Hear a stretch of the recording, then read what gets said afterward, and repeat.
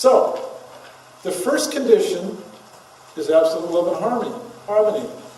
The second condition is to lay down guidelines and bylaws. We have unitedly elected chairman there also, but lay down guidelines and bylaws for the meetings and discussions. Abdu'l-Baha tells us we've got to do this first. We don't often think about what this means. So I want to show you an example, and then I want you to do some work on what you think this might mean. And Yogi Berra tells us if you don't know where you're going, you might wind up someplace else. Okay? So guidelines are used to help us achieve the goals of consultation. If you think about it very simply. I'm going to show a video of a large meeting that was televised where I'm facilitating a group of about 250 angry people. But with the right guidelines, people feel that they will, first of all, be heard, and that a better decision will be the result. Okay? In most of the work that I do, people always say, thank you for listening. I should say all the work I do, people always want people, first of all, to listen to them. So providing opportunities for that. I'm going to give you an example of this, then you're going to work together in groups and develop guidelines. Okay? So let's take a look. This is a video from about 10 years ago when I was younger, darker hair. Yeah, so let's listen. I wanted to talk briefly about some ground rules for tonight. The first one is we'd ask anybody speaking, please be open and honest with your thoughts. Anybody listening, listen actively and attentively to what's being said. Really, both parties should be part of the process. Please respect each other's point of view, because we can come up to the best resolutions when we've all listened to each other. We expect courtesy, good faith, that we're all acting in the best interests of the city, and full disclosure. And by the city, I mean us as a community, and not a governmental entity.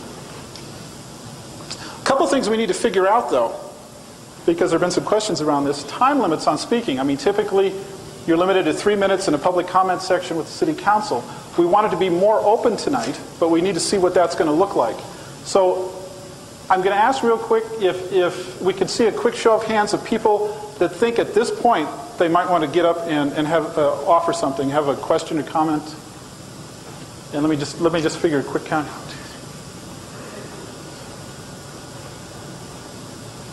Okay, that's about 26 people that would want to come up and speak. We've got about 2 hours, so we're looking at your typical 3 or 4 minute time frame. Now, I don't want to tell folks that they're limited to 3 minutes. I want you all to recognize all the different people that want to speak tonight. And when you're up, if you're running long, I'm going to encourage you to be concise, to be specific, okay, and to recognize that we have other folks that might want to speak also. And again, this is part of a 2-meeting process. We're going to ask that if you've spoken once, that you might let others go before you, so everyone gets a chance to speak, because we're going to talk about all different topics. And if you speak on economic impact and want to speak again on construction, we want you to maybe recognize that you've already spoken and let others go ahead of you, but we still want to get to you too. Okay? So when we get to those, we'll start, and that's queuing, we'll start queuing people up in line for that. Okay, our process tonight is going to look like this. We're going to review the current topics. These are the topics we've identified. We're going to prioritize those topics. We don't want to assume that people want to talk about all those. They may only want to talk about 2 or 3, and we tend to see a lot of comment cards just in 2 or 3 areas. So we want to prioritize those based on your interest, on what you want to talk about. We're going to begin with the topic of most interest. Okay, we'll take a look at some of the comments and questions that we've had tonight that are posted on the board, and we'll ask for additional comments and questions. Okay, we'll try to go through an entire topic and then move on to the next topic based on your interest, based on how we prioritize those. Any unanswered questions tonight will be answered at the next meeting on February 6th. If you'd like to leave your name, address, or email address with Gail Connors, and Gail is here, the Public Information Officer for the project, she can take your address information and be sure the answer gets to you too. Okay, let's move on to taking a look at the topics. And what we'd like to do is take a look down these, and then we're going to vote, or we're going to see if we need any additional topics, if there's anything we've missed. And then we're going to go ahead and prioritize those. So the first topic is, why build it at all? Why do we need it? Second topic is, why was this option selected? If you have questions around that. The third one are questions related to the cost of the project. There's been discussion of a peer review and the bid, build, design, build, bid. I'm not sure. Ready, fire, aim. I'm not sure exactly how that one. Then we've got funding, issues around funding for the trench. The time frame for construction. Public safety issues, which include environmental and emergency issues. Utility issues. Relocation of the gas line and water drainage. And then the shoe fly issue. I always wondered where the word shoe fly came from, which is the alternate train track, for those of you that don't know exactly what that means. Then economic impact. We've got impact during construction and after construction, and there's been discussion along those lines. And then the topic of the decision-making process itself. How is the decision going to be made? And then the project, questions regarding communication on the project. Those are the topics. Before we go to prioritizing those, are there any additional topics that you feel aren't being addressed there? Yes, Jim? Well, I noticed there's nothing in there when someone could raise alternatives to this project. And also, I want to know, does the public vote come under the SAM decision-making process? Yeah, the public vote would come under decision-making process, or a discussion around that. Should add an alternative. Why this option? I'm sorry? So we covered under why this Okay, yeah. Under why this option, yeah. Other options for the trench, yes. Any other questions? Yes?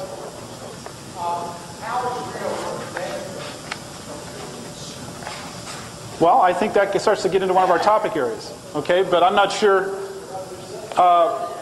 Well, no, I think we're talking economic impact, and we're assuming in some ways there's going to be a negative economic impact during construction.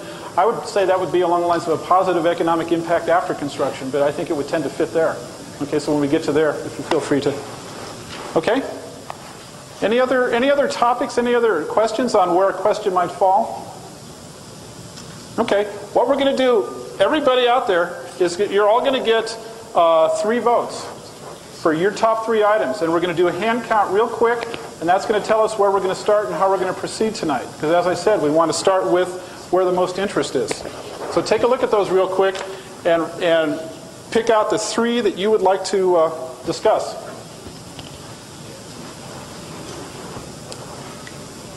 Okay, everybody know? Because what I'm going to do is go right down the list, ask for a show of hands, assume you're not going to vote more than once. Or not more, I'm sorry, not more than 3 times. And that'll tell us where we're going to begin. I just want to make sure, we need to make sure this guy filled out a public comment card that he's actually here to talk during the trench project and not during the public comment. Oh, okay, I'm sorry. Bryn Kushner? Is Bryn here? Bryn, you had filled out a public comment card? Okay, yeah, the public comment obviously was for anything other than the train trench. Okay, thank you. Okay, so what we want to do, again, you get 3 votes. Oh, I'm sorry, do you have a question? taxation and that's individual votes. Is that straightforward? I'm sorry, taxation? Taxation, cost, funding. I think that'd be under funding. Yeah. Yeah. Okay? Okay. We'll do a quick count. Gail, can you count that side and I'll count this side? Okay. Again, you get 3 votes. Why build it at all? Let's see what we got in the way of votes.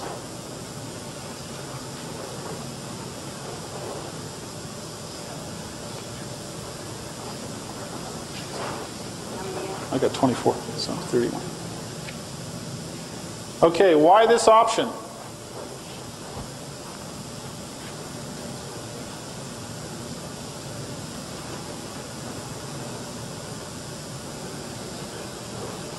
What's that? 18? So 47. Okay, cost.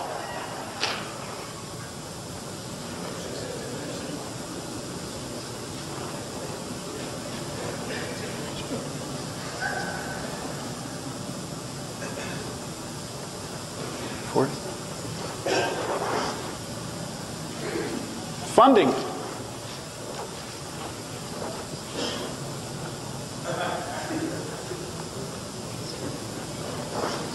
Time frame for construction.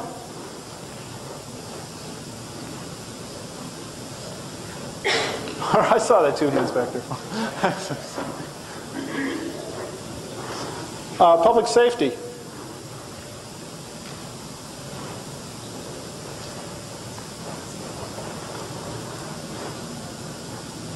One. Four. Utilities.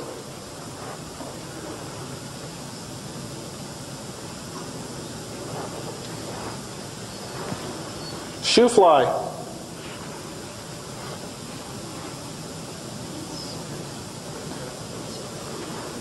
Economic impact.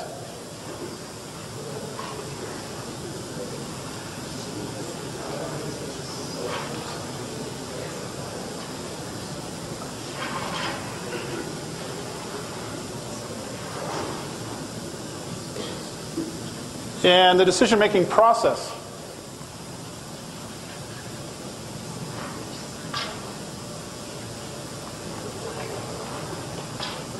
And communication, the project communication.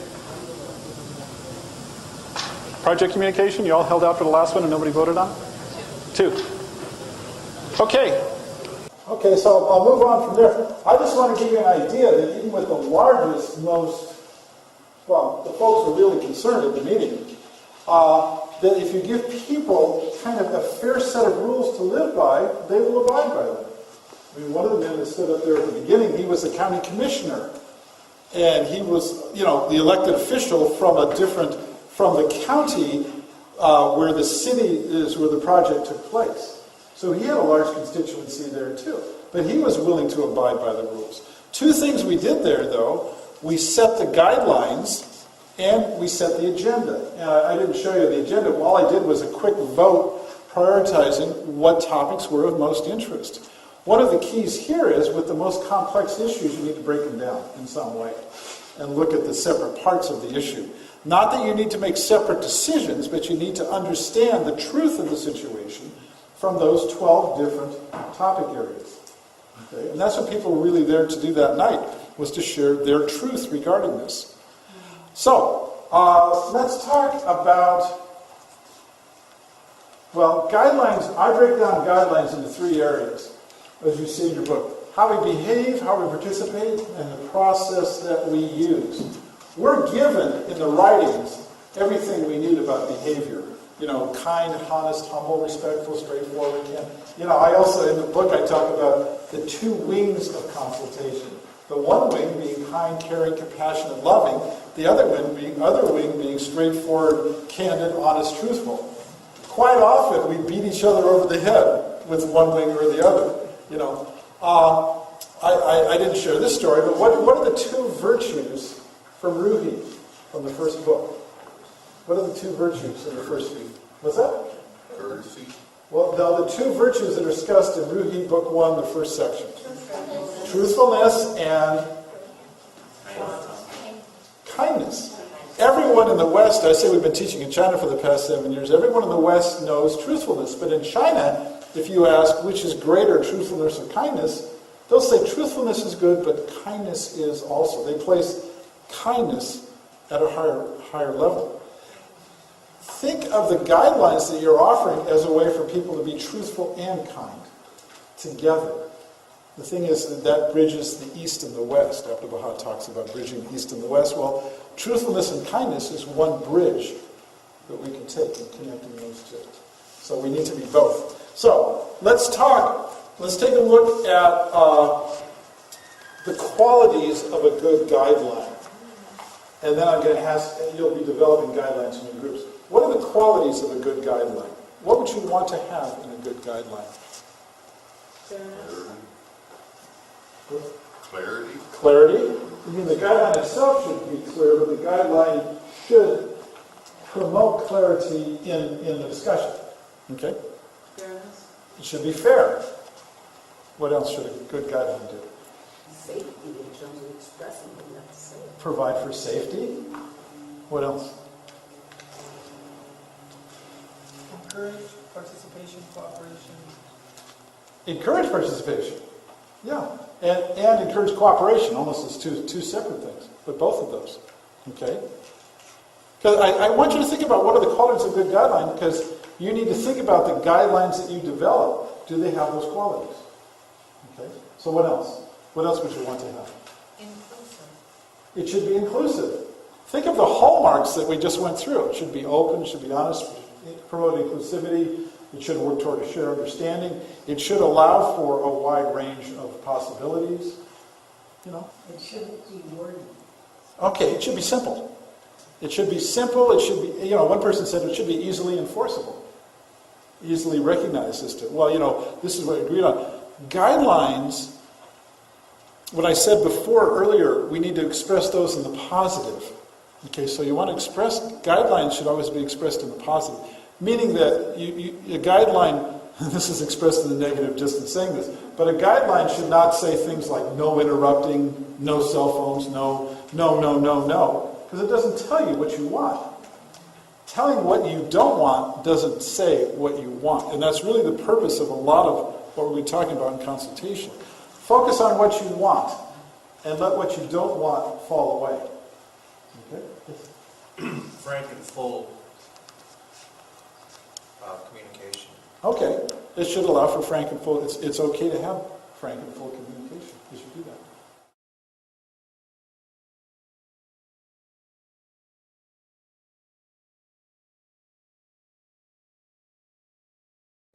Now, you'll develop the best guidelines as you think about them over time and you practice them from meeting to meeting. Guidelines, like I was saying, you could tie guidelines to the particular people in that group, to the topic you're addressing, or the meetings in general. I have kind of a structure of guidelines that I use every time. I will always ask the group, what other guidelines would you like to include in addition to what we've listed? Guidelines, I think, should reflect in some ways, have some time component to them. Respect the value of time, respect the value of fairness, respect the value of full participation in those ways. But it's ultimately whatever the group feels it needs. So the guideline is the first area of building strong consensus. If we think of this, when I talk about 9 keys to unity, well, these are 9 different agreements we have as we work together. Okay, and as we build stronger agreements in how we work together, we build stronger forms of unity, if you think of it like that. Okay, so we'll ask for a spokesperson from each group to share the best guideline they feel they would like to share back with the group. Now again, this is not to completely develop a set of guidelines. You're going to want to talk about it for a much longer period of time. You're going to want to develop it from meeting to meeting. I'll show you when we get closer to the end how to go through and review the quality of your consultation and to consider what worked and what didn't work as a model to take forward to the next meeting and into the future. Okay? But think of all the different aspects of consultation. Those of you familiar with business, this is continuous improvement. You just want to get better at it each time. Okay, and this is one way to do that. So let's go around, and if we could have a spokesperson from each group just share an insight, something that occurred to them, a guideline they thought was particularly effective, or whatever you'd like to share. So we can begin with the talk. Just one or whatever you'd like to share. Go ahead, stand up. I asked a question about how do you control the situation where if you meet repeatedly, certain people tend to do most of the speaking and certain people tend to sit back and be quiet most of the time. And so we came up with the guideline to consider brevity and wisdom before responding. That sounds familiar. Okay, we'll learn some different techniques for handling situations where particular people might dominate, or in the other way of thinking about that, we'll look to different techniques that will help promote full participation. Okay?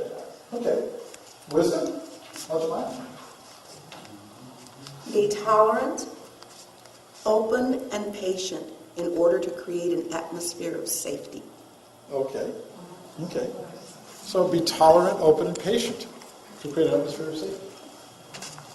Okay? Who's Laura? When feeling threatened, please return to your happy place.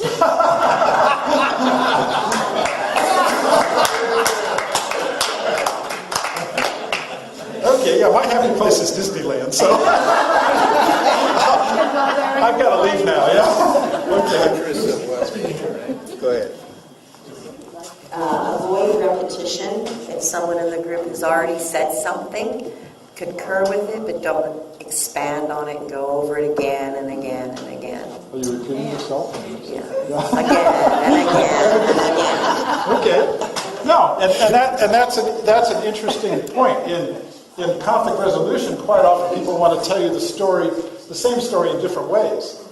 Well, most of the reason people do that is they feel they weren't heard the first time.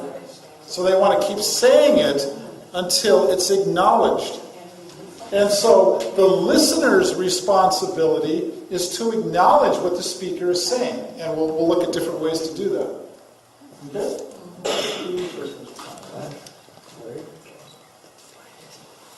We discussed respect for all, which includes equality.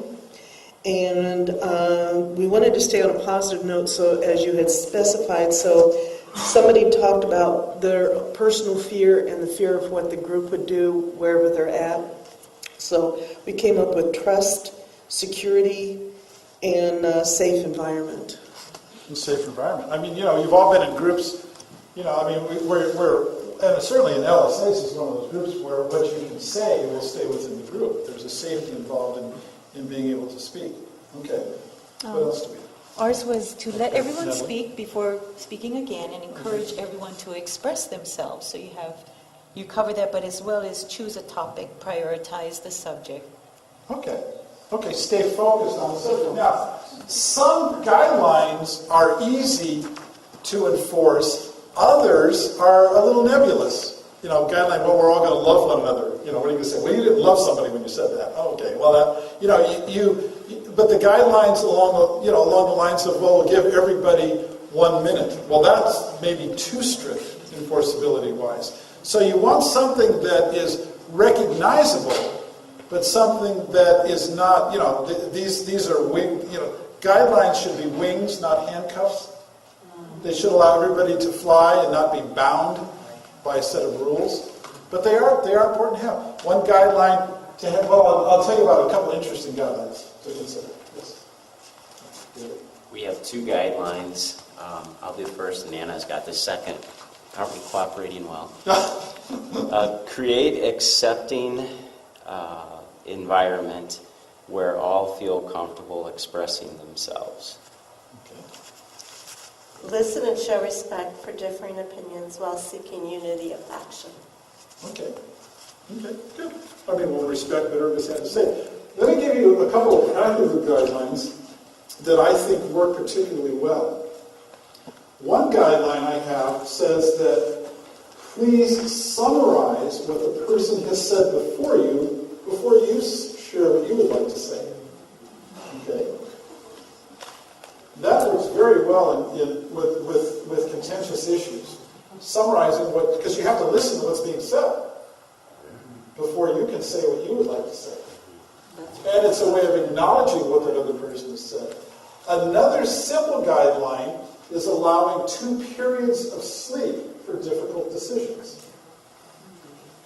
Don't think about that, but there are many studies that show periods of sleep promote creativity.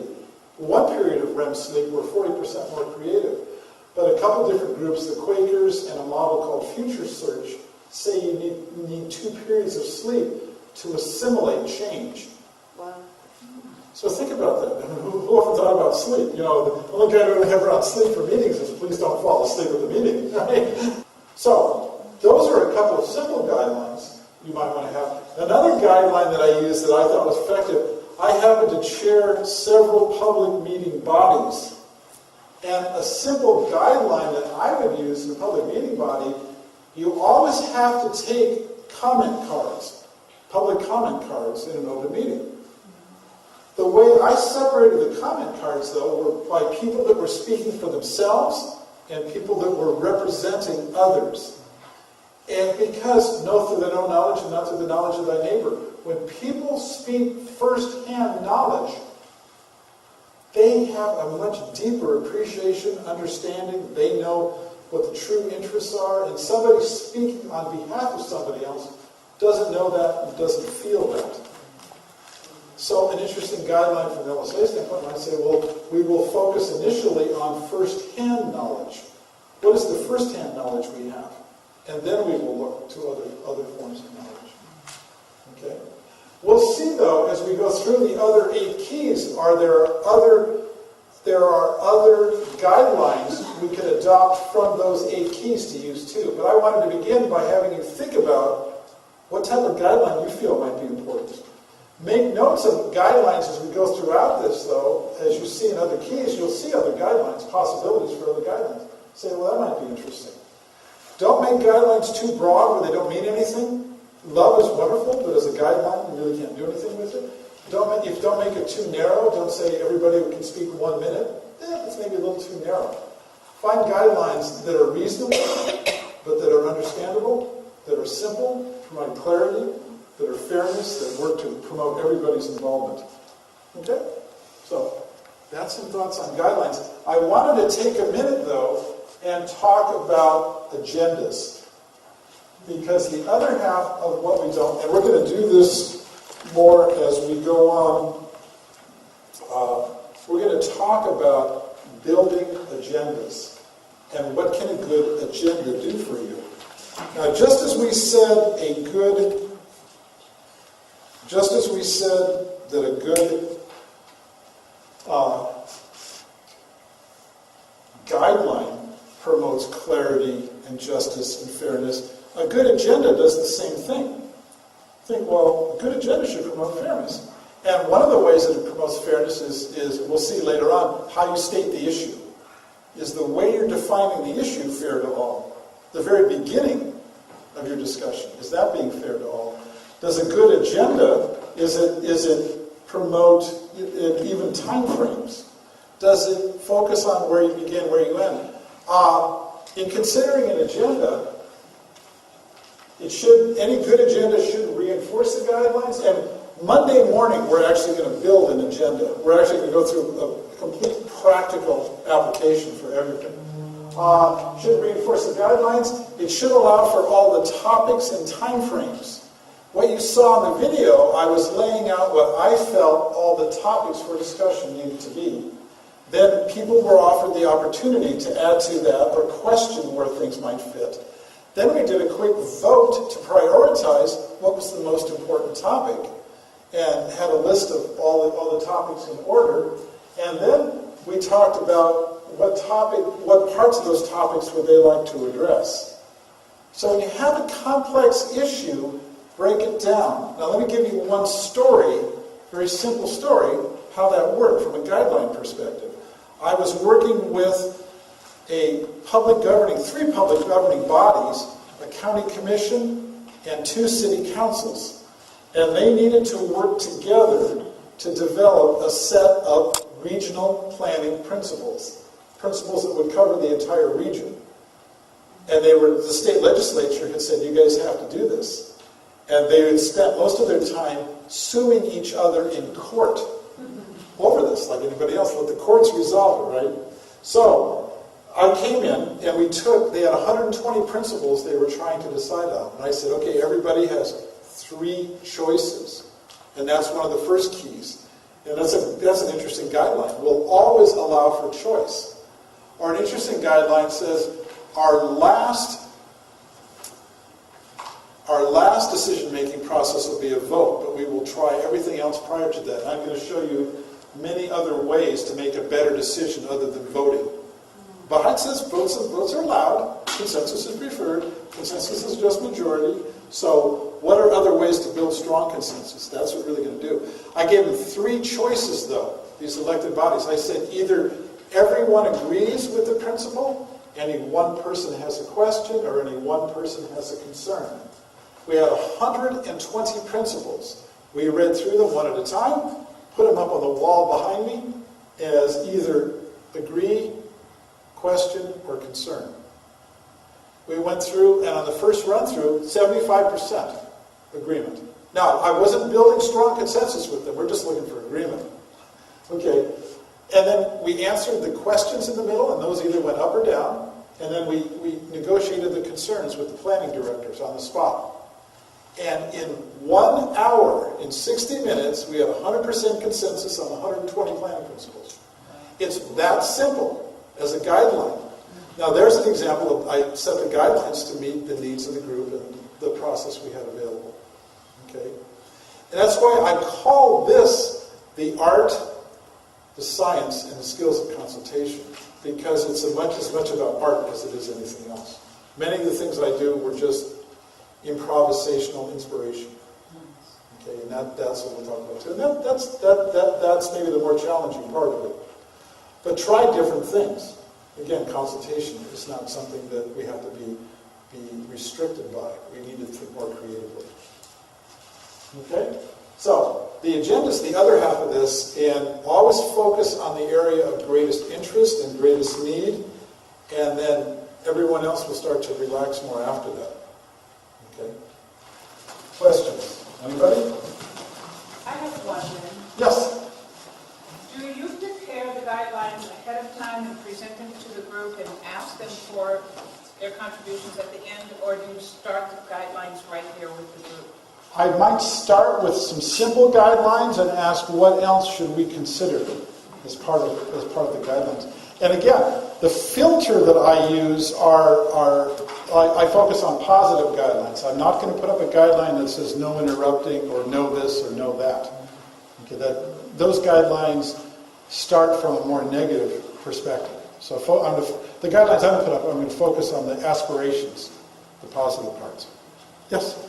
Now, your guidelines would be different for, say, a Baha'i consultation rather than, say, a city commission meeting or something like that. Would they be that much different? They might look, the guidelines might look fairly similar, but the principles behind the guidelines might be very different.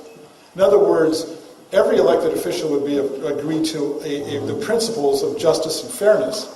And so would Baha'is. But I mean, Baha'is are going to talk about with our thoughts, views, and purposes harmonized. We're going to talk about from the spiritual standpoint of it.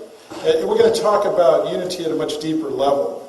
Unity in the outside world means everybody kind of agrees. Unity in the inside world means our hearts, but from a Baha'i perspective, means our hearts are connected. Okay, so yeah, I guess it's kind of a yes and no answer. The guidelines might very well be the same, but the principles behind them would be complementary but different. How would you translate into more appropriate terms? It's no wise permissible to belittle the thought of another person. That's straight from the guidelines. Right, and I would say we want to celebrate the thoughts of all of those present. Okay? I mean, even though the writings may say it in that way, I want to express it in a way, and that's a very good point. I don't want to in any way say the guidelines are not appropriate, but I want to say that let's build on the expectations that we have of each other, okay, not the limitations that we might have. Is that? Yeah, good. In the video that we watched of you leading the group meeting, how did you arrive at the guidelines that I had? Yes, how did you, well, actually the divisions of what the issues were. Oh, that was my best starting guess. You have to start at some point with something, and you have to kind of make presumptions. And, in complex issues, you need to divide it up in some way. Whether it's, say you're building a Baha'i center, for example. Well, you've got the fundraising aspect of getting the monies that might need to have available. You've got the property site selection. You've got, a facility aspect of it. You've got a personnel aspect of it with manning it. You've got all those different types of things. quite often in consultation, we just kind of dump the bucket on the table and start picking things apart, versus sorting through and giving it some structure. You know, a guideline might include saying we will agree to break down difficult issues into more manageable parts. Okay? Not that the challenge with that is sometimes if you break an issue apart and solve the different issues, when you put it back together, you've got something very different.